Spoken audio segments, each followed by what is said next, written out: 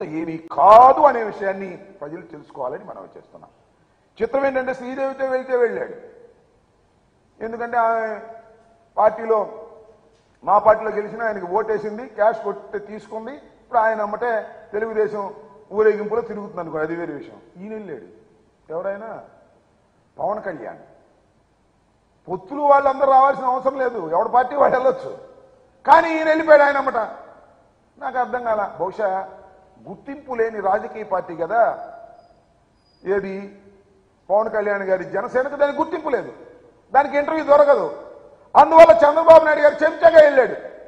నేను అడుగుతా ఉన్నా, పవన్ కళ్యాణ్ గారు ఎందుకయ్యా మళ్ళీ నీ గ్లాసు గుర్తు ఆ సైకిల్తోనే పోటీ చేయలేదు, ఎందుకు వచ్చిన కూడా ఇదంతా విలీనం చేసాయి, కొట్టాయి దెబ్బ మీద దెబ్బ. ఏమైంది? కొద్ది క్యాష్ కొద్దిగా ఎక్కువ అడుగు సరిపోద్ది, ఏముంది దానిలో, మేము విలీనం చేస్తామండి, సైకిల్ గుర్తు మీద మేము పోటీ చేస్తాం, కాస్త కొద్దిగా ఇంకొద్దిగా ప్యాకేజీ పెంచండి అని అడుగు. ఆయన కూడా రెడీగా ఉన్నాడు, పాప సొమ్ము సంపాదించినంత రెడీగా ఉన్నాడు. అవి కూడా నీకు ఇచ్చేసి ఏకంగా దీనిలో తీసుకువెళ్ళేటటువంటి కార్యక్రమం చేస్తాడు, గుర్తుపెట్టుకోమని కూడా ఈ సందర్భంగా మనవి చేస్తున్నాం. చంద్రబాబు నాయుడు గారు చాలా దుర్మార్గమైన రాజకీయాలు చేయటంలో నిష్ణాతుడు. చెప్పిన మాట చెప్పుకోకుండా మోసం చేసే కార్యక్రమాలు చేస్తున్నాడు. విచ్చలవిడిగా దానికి తోడు తానా తందానా అనే పత్రికలు బయలుదేరాయి.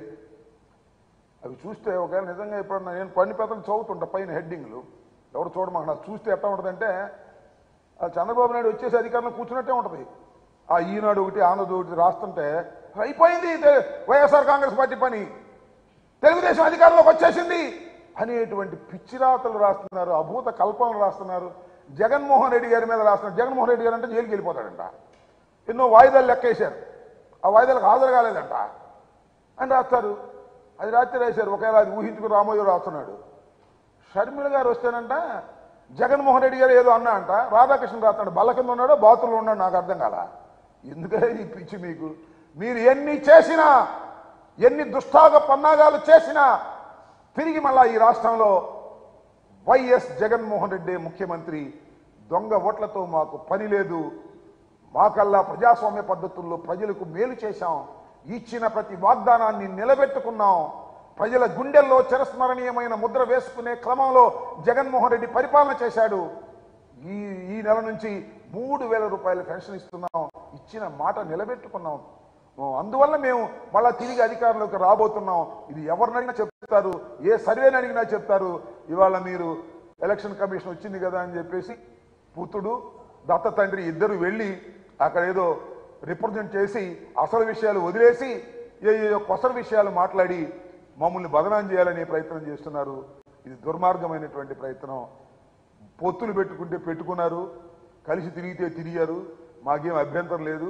అసలు సీట్లు పంచుకునే కార్యక్రమాలు ఏంటో ఇంతవరకు మీకు తేలలేదు. జగన్మోహన్ రెడ్డి గారు నేను మనవి చేస్తున్నా, ఎక్కడ ఏ విధంగా టీంను సెట్ చేయాలి. జగన్మోహన్ రెడ్డి గారి team 175 plus 25 team is ready. Team రెడీగా పోతా ఉంది. త్వరలో టీంను ప్రకటించబోతా ఉన్నారు. దానిలో అంటే ఆయన్ని మార్చారండి, ఈయన మీకేంటి బాధ? ఎవరిని మార్చితే మీకేంటి బాధ? ఏమయ్యా చంద్రబాబు, మేము ఎవరిని మార్చితే మీకేంటి బాధ? మా పార్టీలో మేము మార్చుకుంటాం, సమయాన్ని బట్టి మార్చుకుంటాం, వాళ్ళతో సర్దుకుని మేము టీం రెడీ చేసుకొని సిద్ధమవుతున్నాం. దానికి నువ్వేంటి ఆయన మార్చారే ఏంటో బాధ, ముసలి కన్నీరు. ఈయన మార్చలేదే ఏందో, నువ్వు చెప్పినట్టు మార్చాలని మేము, నాకు అర్థం కాలేదు. నీ పార్టీలో నీ సంగతి చూడు. చాలా చిత్రం ఏంటంటే మీ అందరికీ మనవి చేస్తా, ఈనాడు ఎంత దౌర్భాగ్యంగా ఉంది అంటే అంబటి రాయుడు